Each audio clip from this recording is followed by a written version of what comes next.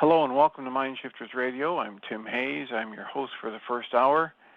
And today is Monday, March 8th, 2021.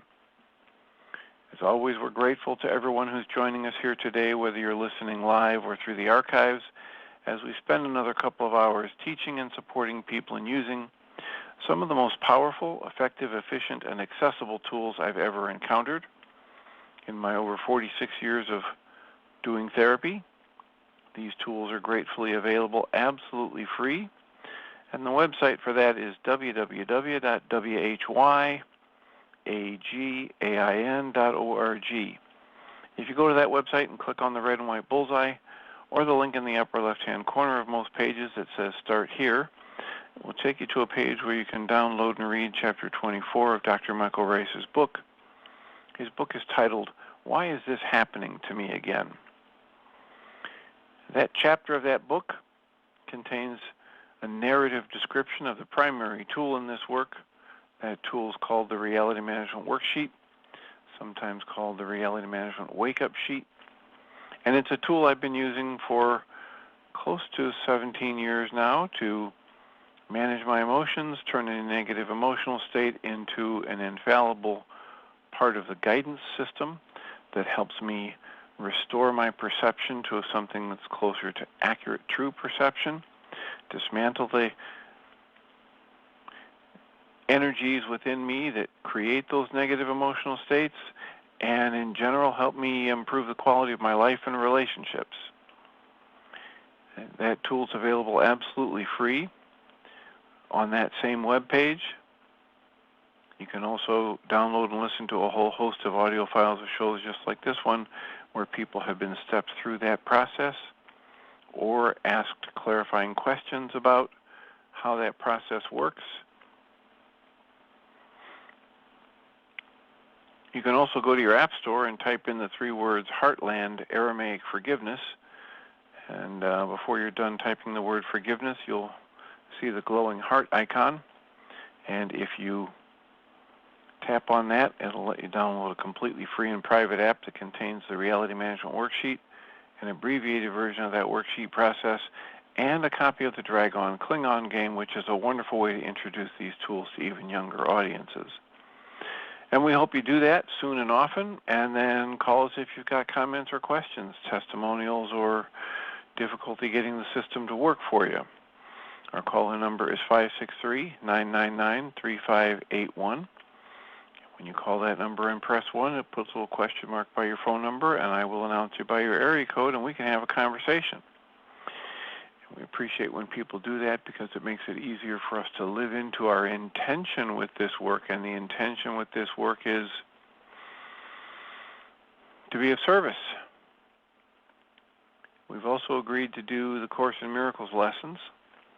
And the lesson for Saturday that we didn't read was, my only function is the one God gave me. And yesterday's lesson was, my happiness and my function are one. Today's lesson is, love created me like itself. The commentary reads, love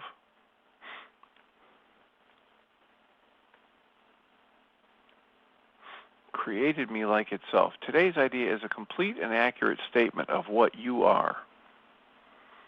This is why you are the light of the world. This is why God appointed you as the world's Savior.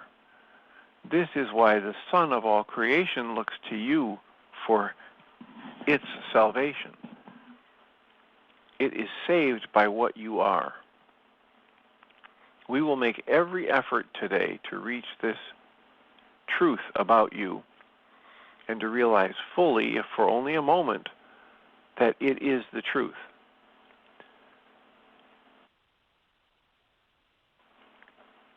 In the longer practice period, we will think about your reality and its wholly unchanged and unchangeable nature. We will begin by repeating this truth about you, and then spend a few minutes adding some relevant thoughts, such as, holiness created me holy. Kindness created me kind. Helpfulness created me helpful.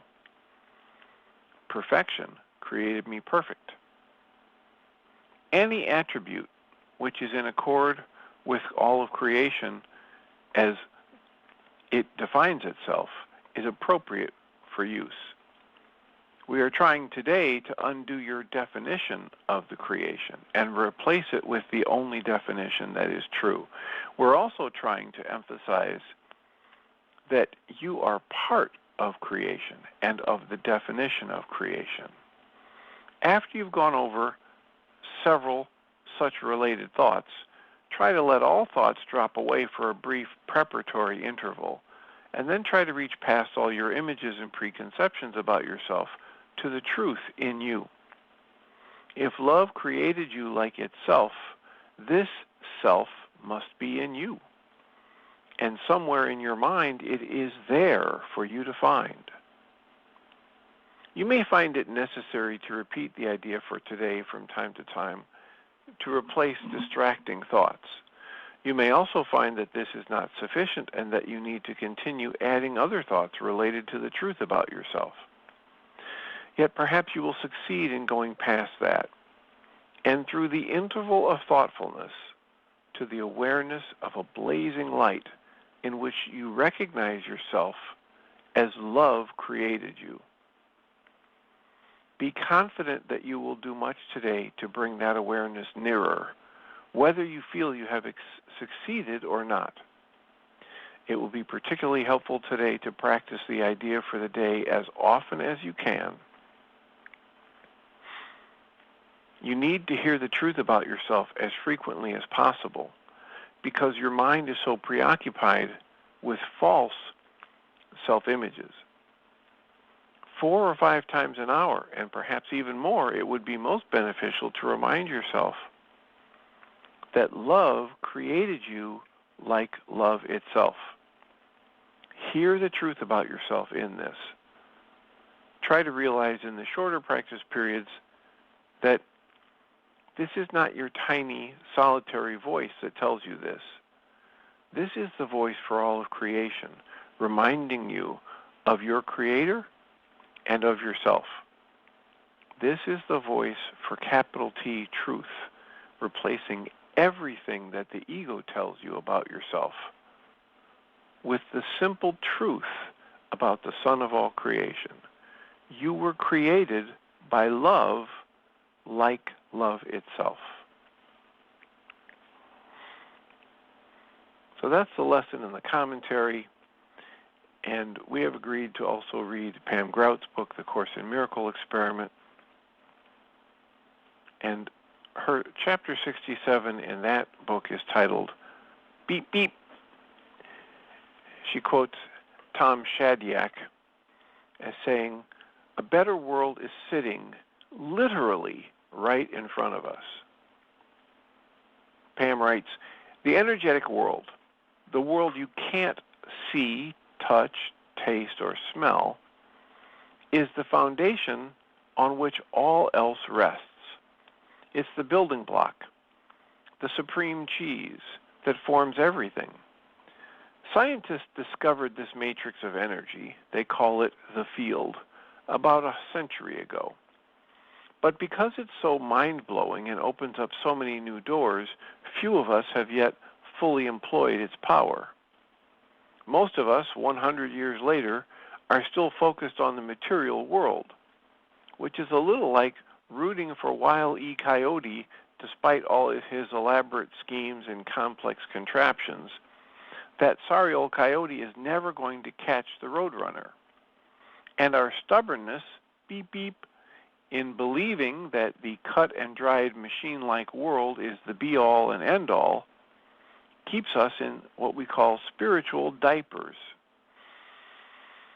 The spiritual world, the world that most of us can't see, connects us to an unlimited, enormous consciousness with no edges, no boundaries, and no limits to what it can create.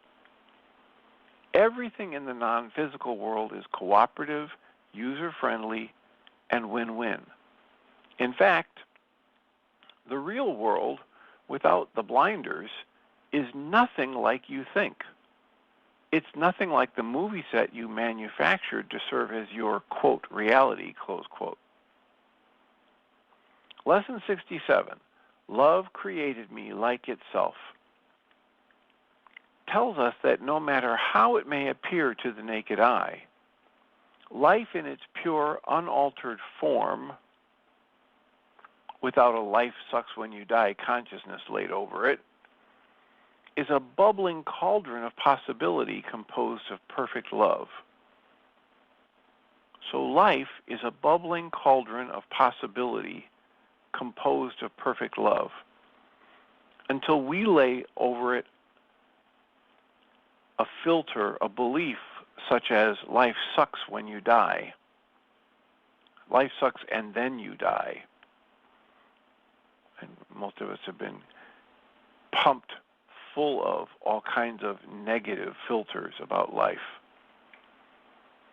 Because our minds have become so preoccupied with false self-images, we need to remind ourselves as frequently as possible today of the following truths. Love created me loving. Holiness created me holy. Kindness created me kind. Helpfulness created me helpful. Perfection created me perfect. It is especially useful to realize that it's not just your tiny, solitary voice saying these things. You've got the whole of creation seconding the motion. So, 10 to 15 minutes once that you do that lesson, and then repeat the fundamental thought twice an hour. The fundamental thought is, love created me as itself. So, our call-in number is 563-999-3581. Yeah, I'm looking at the number. I actually said it the right way. When I said it, it didn't sound right. 563-999-3581. If you call that number and press 1, we can have a conversation. How was your weekend? How is your work going? What are you listening to or reading that's of note? What comments or questions do you have about the work or anything that we've done here in the past 10 years on MindShifters Radio? I spent some time this past weekend listening rather attentively to 1,000 Names for Joy. And it's clear that this is not a book for spiritual beginners. The work that Byron Katie does is much like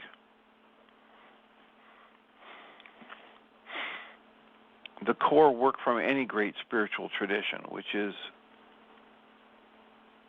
an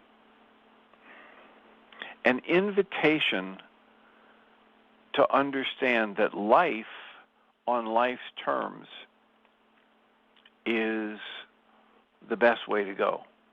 Moving to a place where we can accept life on life's terms is the only way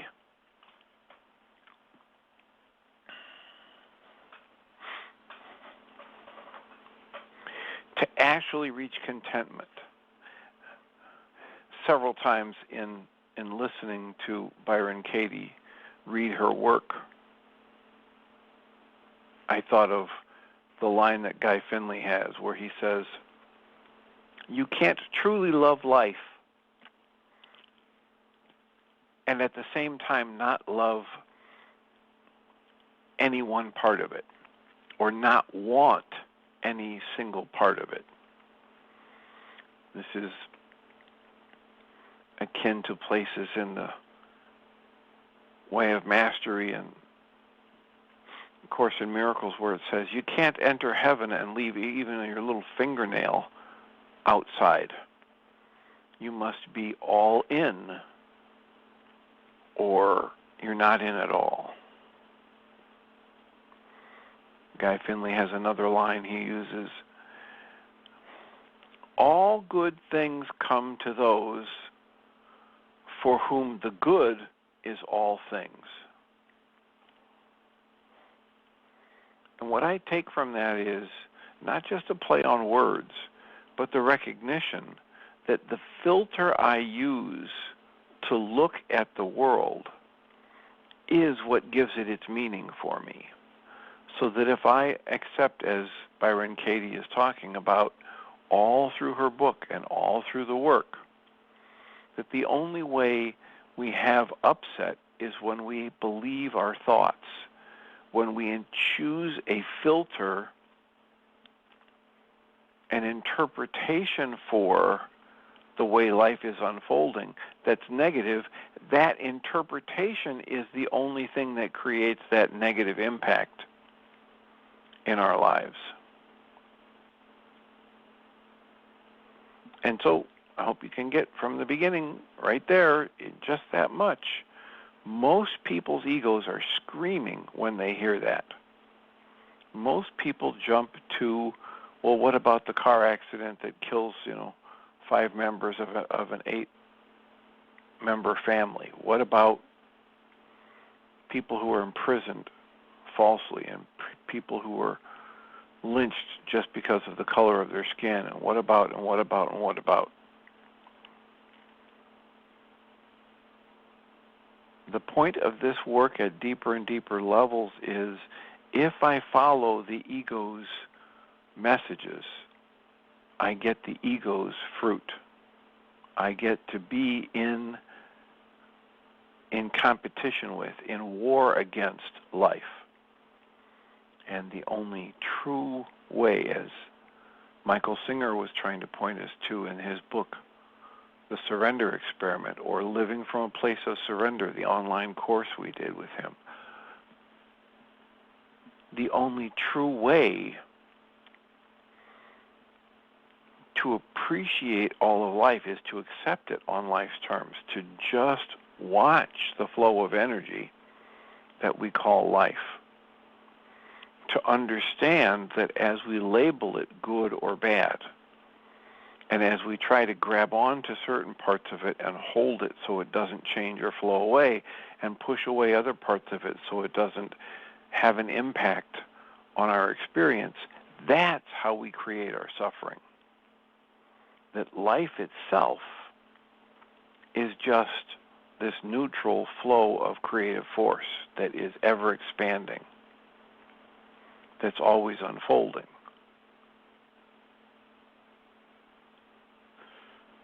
And as odd as it might sound to the novice mind being introduced to these concepts for the first time, it is what we were trained to think about our world that creates the vast majority of our mental and emotional suffering, not the way life itself is unfolding.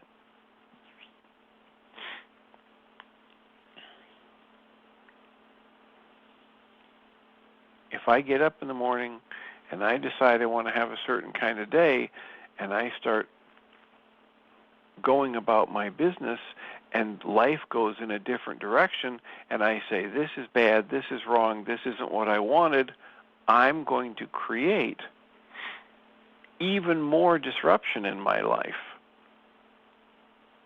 And I'm going to create the vast majority of my mental and emotional pain.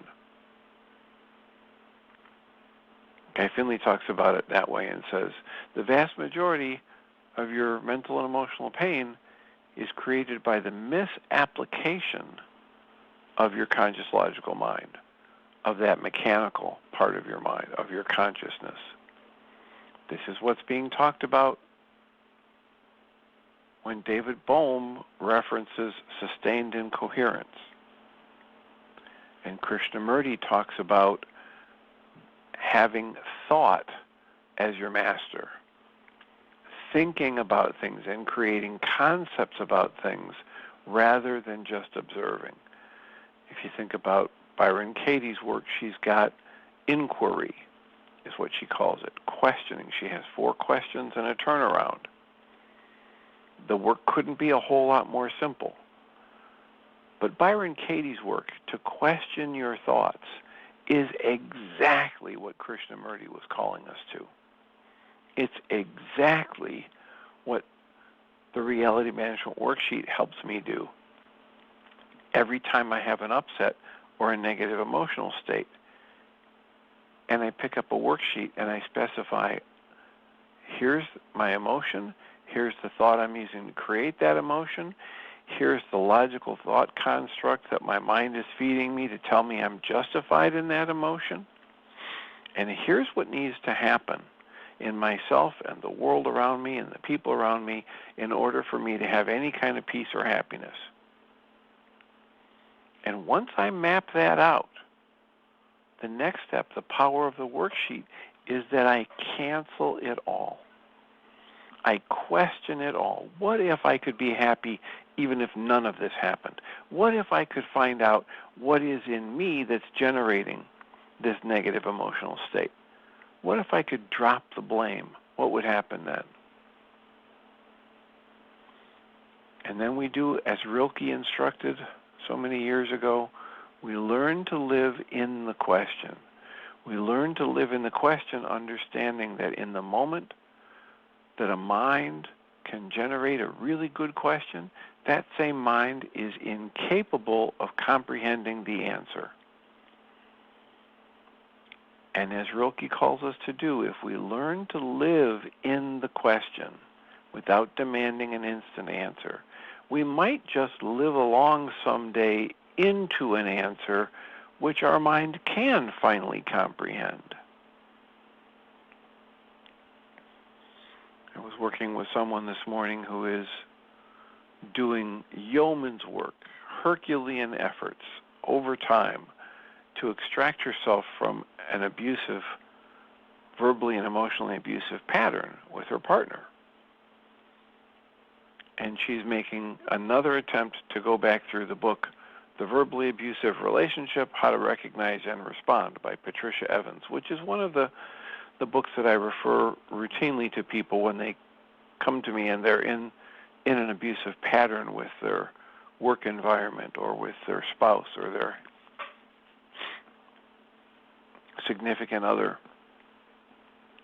And she's trying to go through that book the second time, and she's finding that it is extraordinarily difficult because the more she reads, the more she sees herself as having engaged in these abusive patterns. And I'm trying to help her see that that's the key to her liberty, is to recognize that the reason I can refer that book to people freely is because the book title is Verbally Abusive Relationship, How to Recognize and Respond. The book is not titled This Verbally Abusive Jerk I Married. So it's not about blame. It's not about blaming yourself. It's not about blaming the other. It's not about blaming your circumstances. The key to liberty is the realization that as I uncover the patterns in my life that I have been participating in, and as I get more and more clear about my part in that pattern, I see more clearly how I might change my part and then end the pattern. And she kept falling back into wanting to say, as she reads this and she sees that she has done the name calling and she has done the swearing and she has done the accusing and the labeling of her partner as inadequate, etc. And so she's at fault, and I had to interrupt every time she said the word fault and say, the key here is that we are dismantling, we're extracting the words blame and fault and guilt and shame from our vocabulary and replacing them with phrases like, I experienced this, I participated in that, and now I'm choosing differently. But the training, the conditioning in our mind to look for who's to blame, to find fault, is so powerful. Look at how many decades you've been alive, and the chances are that same number of decades, minus maybe 3 to 5 years, has been spent being conditioned to blame yourself or others, to find fault with yourself or others. And that process is what David Bohm would call sustained incoherence. That is getting on the hamster wheel of conscious logical thought, of that mechanical level of consciousness that Guy Finley talks about, and staying stuck. If I read a book like The Verbally Abusive Relationship, How to Recognize and Respond, and I recognize that my partner has called me names and told me that what I heard and felt and saw wasn't real and wasn't valid, and there's that crazy making, there is that gaslighting process, I see it. And then as I read further, I realize, yes, and then I would flip it on him. I'd flip it on her. And I would tell them they were stupid and they're misperceiving and they can't get anything right. And I would rage. And when I see that, rather than falling into the guilt, the shame, the fault, the blame pattern, I want to step into the use of a tool like responsibility. I want to specifically identify my part of the pattern. I want to be able to see that I have given as well as gotten in this pattern. Because only then do I see what I have the potential capacity to change.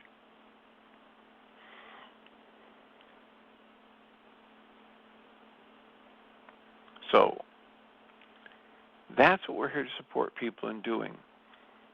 Stepping into, whenever possible, as often as possible, as fully and profoundly, deeply as possible, 100% responsibility for every behavior they emit and every emotion they create and experience. And for some people, we have to help them understand that they are the ones creating the emotions they experience because the culture would teach them otherwise.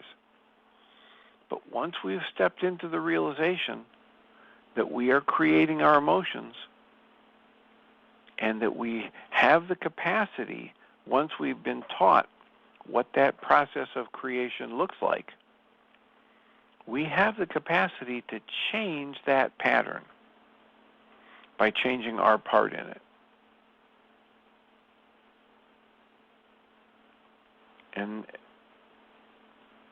I'll take a breath here and take a sip of water and ask if anybody's got a comment or a question or an answer or a soliloquy they would like to share with us. Our call-in number is 563-999-3581. If you call that number and press 1, we can have a conversation.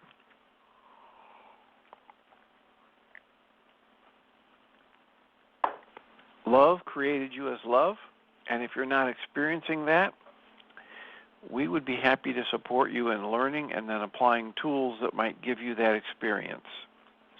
How can we support you in that process? 563-999-3581.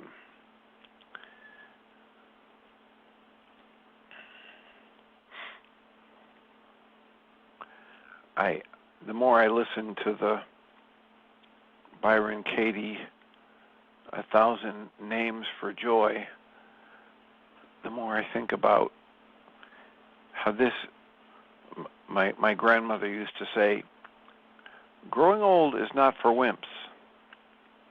And I think often about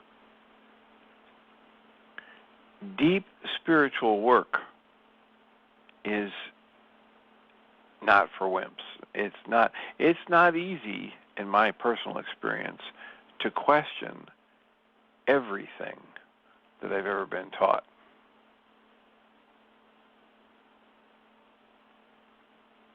And it often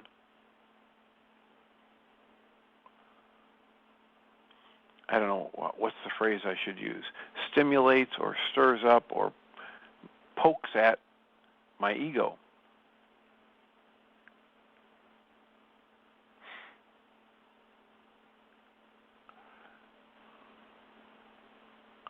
So, if your ego is getting poked at from thinking about or hearing about some of these concepts, let us know. I was trying to look up how old this book is by Byron Katie, The 1,000 Names for Joy.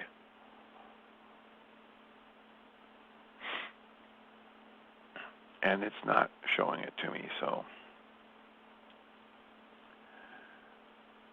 But it is really, really basic, over and over again, coming back to the idea that everything that happens is perfect just the way it happens.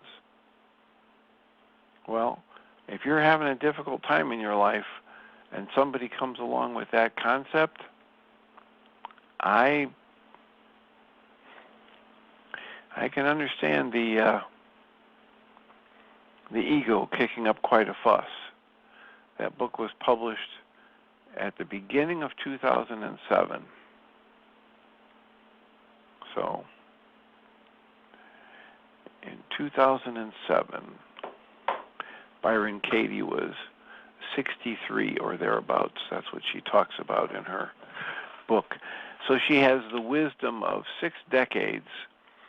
And she talks about how basically when she wrote that book, then it would be 20 years after she stumbled across the work and realized that her only suffering comes from her believing her thoughts. Area code 484, you're in the air. Hi, Dr. Tim. It's Ellen. Hello, Ellen. How are you today? How are you today? I'm good. I'm fine.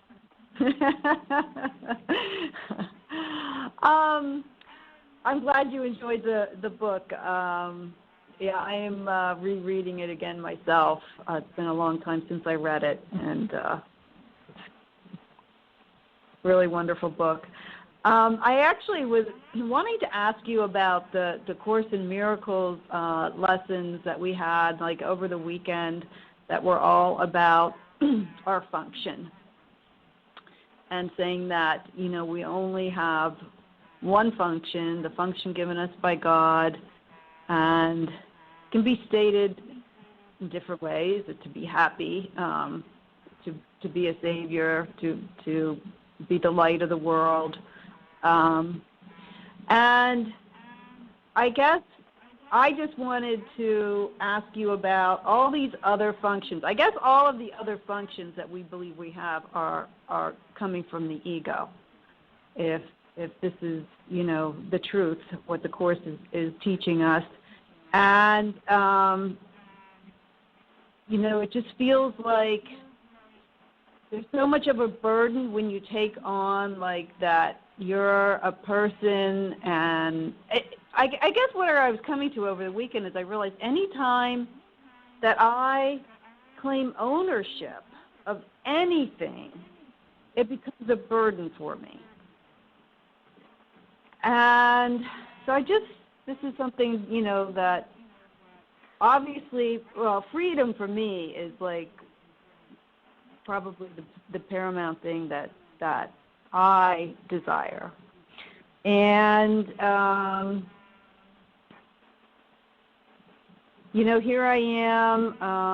I have this body, which I feel like I need to care for and maintain, and pets that I feel like I need to care for and maintain. A very old house, which I love, but it's a great burden to maintain it. And there's all these things that, you know, I quote unquote own, and therefore I feel this burden that I need to care for and maintain, that I feel responsible for. And this is like the great burden in my life. And the thought of disclaiming all of these things as mine and being responsible for them would give me such a wonderful sense of freedom.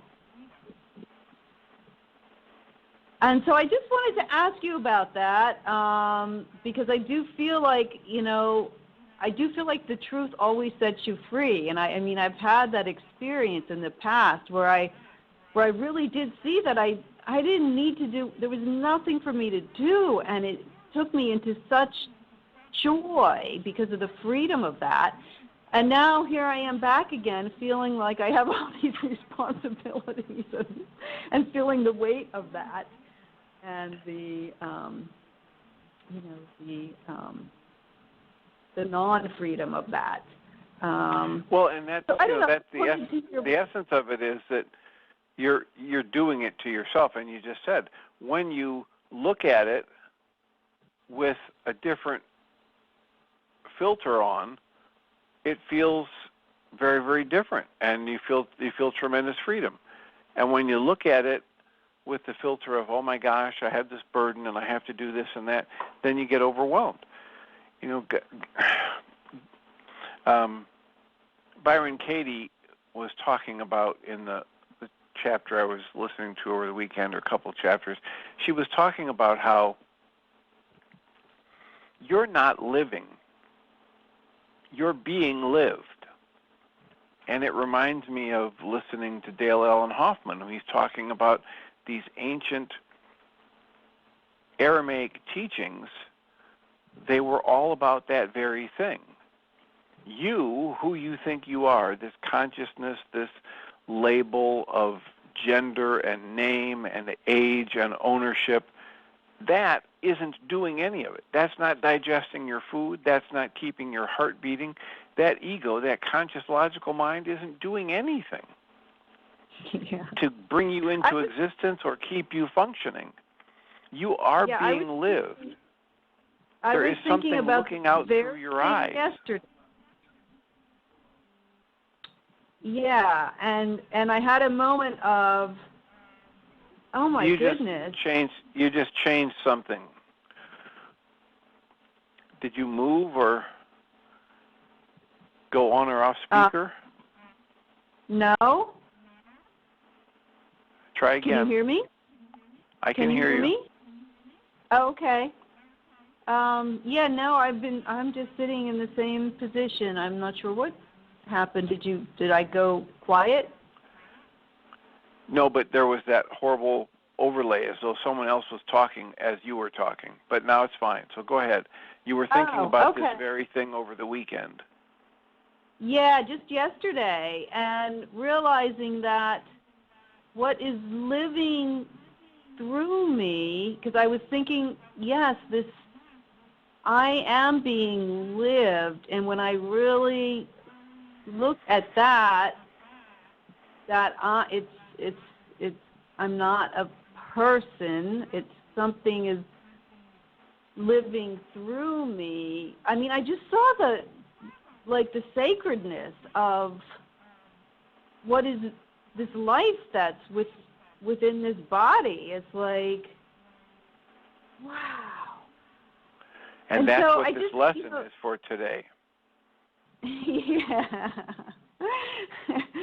And I guess it's I have to keep coming back to that because it's always the mind that wants you to think about all these what seem like burdens and responsibilities. And if I can just keep coming back, out of that and into the present moment and the truth of who I really am, I guess that really is what's being asked for, and why we're being asked to repeat this idea so often today, because it's such a huge change to what we always thought about ourselves.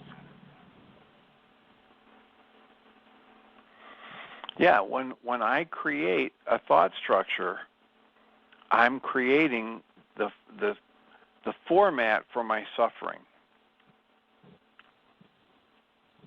And when I learned, like Byron Katie talks about in her work, when I learned to question my thoughts rather than believe them, I dismantle my suffering. I mean, there it is. There's the summary of her work. Mhm.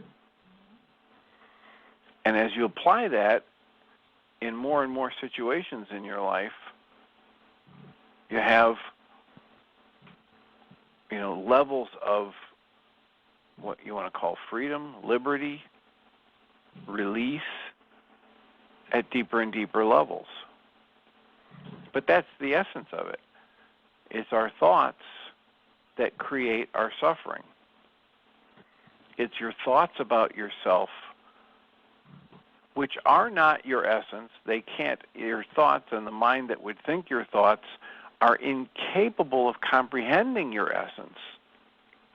That's why a lesson like today's Course in Miracles lesson is so powerful, because it's telling you were created by love as love. Well, so you put that thought into the mind of someone who's been trained in the Western mind and who's been trained in our language, and that'll fry all their circuits, because they weren't even introduced to the concept that love is an energy and is a noun, not a verb. They've been taught that love is a verb, and they've been taught to equate love with approval, et cetera, et cetera. And as Dale Allen Hoffman says over and over again, you are being lived. You're being seen through. You're being breathed through. And when you tap into that source, that energy, that consciousness, that existence that is living through you, and you experience that rather than pouring a lot of mental energy into your thoughts about yourself, then you change your existence. You have an experience that words can't describe. And that's what all the great spiritual teachings are about. Helping us have an experience that's different.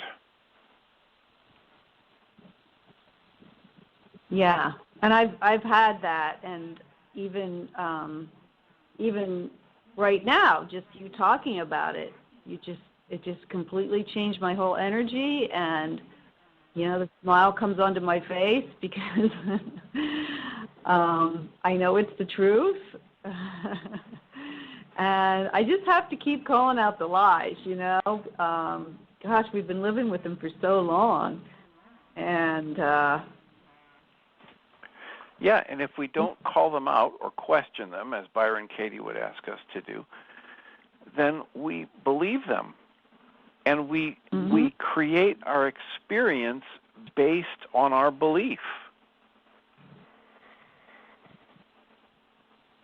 Exactly. Right? I mean, there are those two things that I've actually had to type it up and print it out, so when people ask me, I say it and they say, wait, is that written someplace? I can't follow that. And here are these two simple statements. To me, they're fairly simple. The first one is, you have the infinite capacity to choose the focus of your conscious awareness in each new present moment. It seems pretty straightforward to me. You have the infinite capacity to choose the focus of your conscious awareness. Mm-hmm. The second statement is, it's the focus of your conscious awareness in each new present moment that creates your experience of life. So you have the infinite capacity to create your experience of life. You don't get to create the flow of creation. That's happening. That's unfolding in, through, as, and around you in each moment. You have been given dominion over your experience of it by how you choose to interpret and respond to that flow of creative energy. Mm-hmm. And as Michael says, it's one of the greatest travesties that has been perpetrated on us or offered us and we've bought into, is that we're not taught that truth. We are not taught that we create our experience of life, that we are creators in that sense. We are created and we are creators. We are in the system. We are part of the whole. We are inextricably woven into the flow of life. And as such, we have been given dominion over the part of creation which is our experience of life. Mm.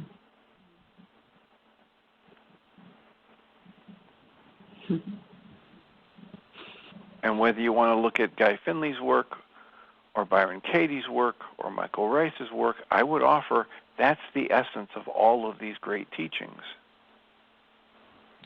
Right. And I think what I've just been coming to more and more lately, and this morning it was just like the realization that, wow, like wherever I find myself, I mean, this is holy and sacred ground, and this is holiness living through me. I mean, everything I look upon, and when I, allow myself to think in those terms, you're right, it completely changes everything. Now everything that I, instead of like looking at this house and thinking, oh, it's such a burden to take care of it, it's like, oh my goodness, look at how beautiful, like look at the craftsmanship. Look at, and it's like like I'm falling in love. This is happening to me this morning. I'm just seeing, it's like I'm seeing the beauty of this house like I never saw it before. And it goes from being like this burden to take care of to this wonderful creation to appreciate.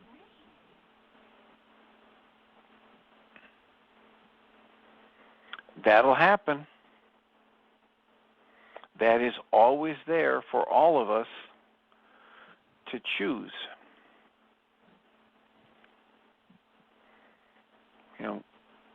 Michael Singer said it lots of different ways in his course that we just listened to, but he said, think about it. Think about the pictures that they're sending back from Mars. Boring. Think about if they landed on our planet, or they were doing flyby pictures of our planet with all the wildlife and all the different plants and all the different geographic formations. We are so blessed to be here. And right. Yet we aren't taught to revel in that blessing, to appreciate that moment to moment. Well, I think we can't appreciate who we are. I mean, doesn't it start there? I think once you can really start, Exactly. Yeah. We are an inextricable part of that. We are every bit as magnificent as creations, as any sunset, as any stallion running through a field. As the human being as a creation is far more magnificent at every level than these gorgeous sunsets that we want to take so many pictures of, and these kittens and these, beautiful flowers and birds of prey that people put these fabulous pictures of. And if any of those artists and photographers could tap into the realization of their own magnificence, most of their pictures and creations would be of themselves or of their fellow human beings. Mm-hmm. We had somebody else put a hand up. Are you open for some input from someone else?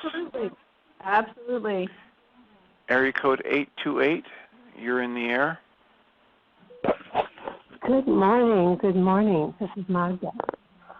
Hello, Magda. Hi. How are you doing? Good. What's your thoughts? Well, I'm really resonating with what Ellen has been bringing up and what the lesson from the Course has been. It's been something that I kind of just had this big discovery about in terms of the ego dragging me back, inviting me away from my awareness of myself as love. And so I've done some worksheets on it and basically realized that I was pretty angry about the fact that every time I got to a place where I was feeling love and joy and feeling that for several days and thinking, oh, good, I'm done. I'm finished. I have arrived. That after 2 or 3 days, I have magically found myself back in whatever rut I had been in before. And okay, so let's just stop right here, because if Michael were here, and he might be here in a minute or 5 minutes or 7 minutes, if he were here, he would want to point out to you that you're not angry about that. Okay, I'm breathing. Right? And so as I say, I'm angry that I got dragged back into this. I'm angry that this or that. I'm angry that the store has chocolate at this price or that price and it's going up. So when I do that, I actively block myself from being able to see, discover, and work with the source of my anger, which is always internal, and it has nothing to do with the thought process that my mind is serving up. Okay, so I really need some help to clarify this, because I clearly understood, saw that part of me, my ego part of me, my lower self, was dragging my higher self back, inviting.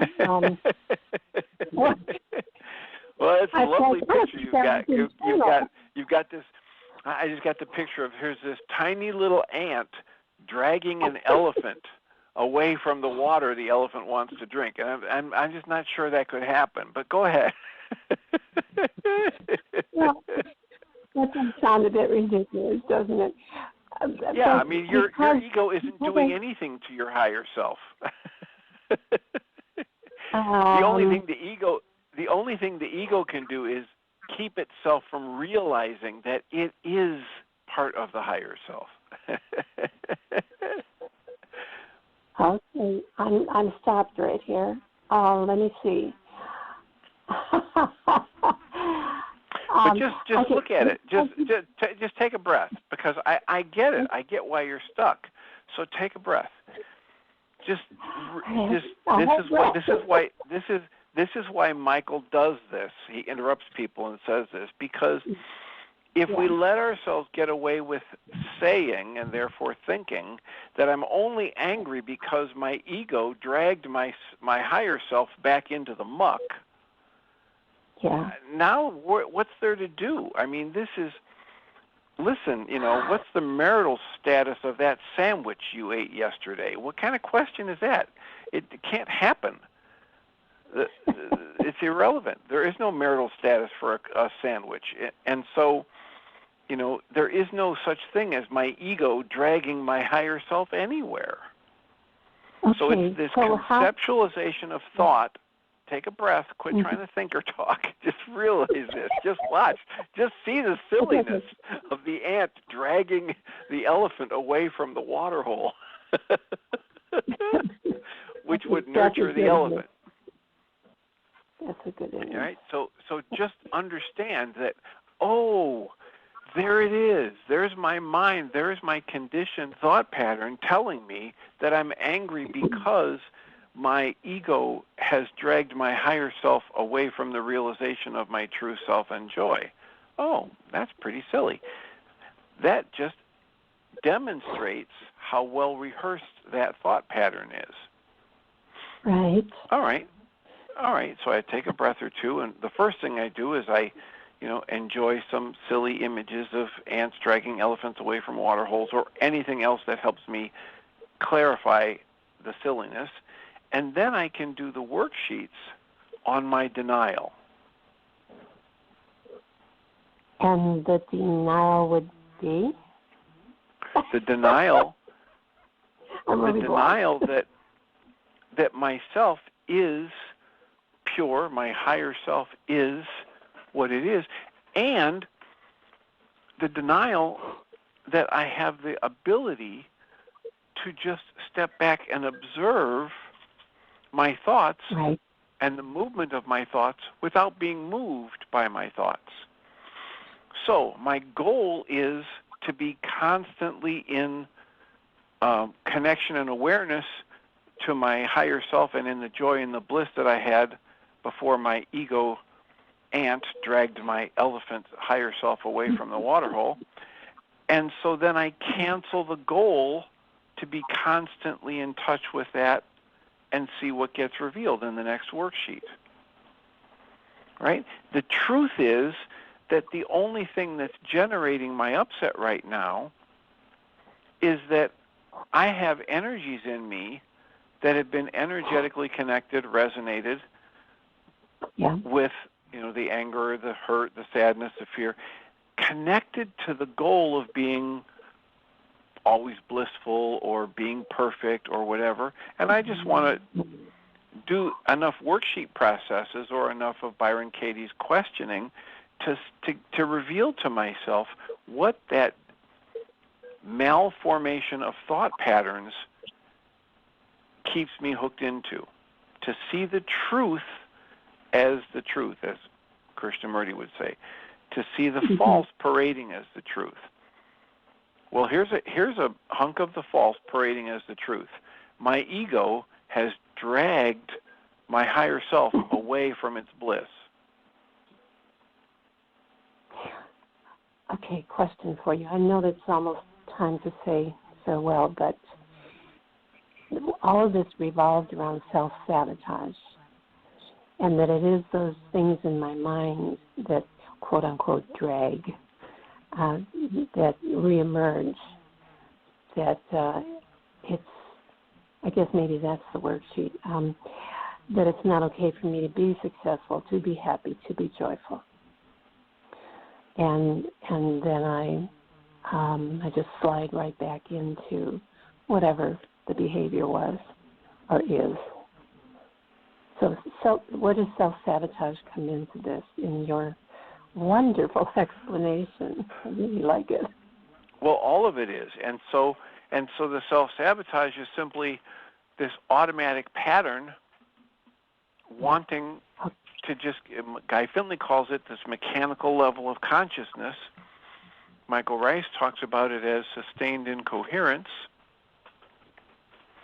So figure out the goal that's up when I'm not happy and cancel the goal. Put it on another worksheet. And catch yourself as you talk about how I'm only angry because ... Well, I know that's not true. I've been around this work long enough to know that that's sustained incoherence. So let me figure out what my goal is and cancel the goal. Or if you're doing Byron Katie's work, use the 4 questions and then the turnaround, and you'll get to the same result. You'll see the silliness of that which is false. You'll see the false as the false and the true as the true. Okay, well, this humongous, wonderful, beautiful elephant is going to sign off and say thank you, much gratitude for that. And I have a wonderful, beautiful elephant is going to sign off and say thank you, much gratitude for that. And I have you're very welcome. You're welcome and deserving, and thank you, Ellen, for your call and questions. And I will remind us all that we come from love. We're made of the stuff we call love. We actually are love, and everything else is false. Welcome, Jeanie Ryce. Thank you, Dr. Tim. And I like that elephant and ant visual. That's perfect. Have a great show.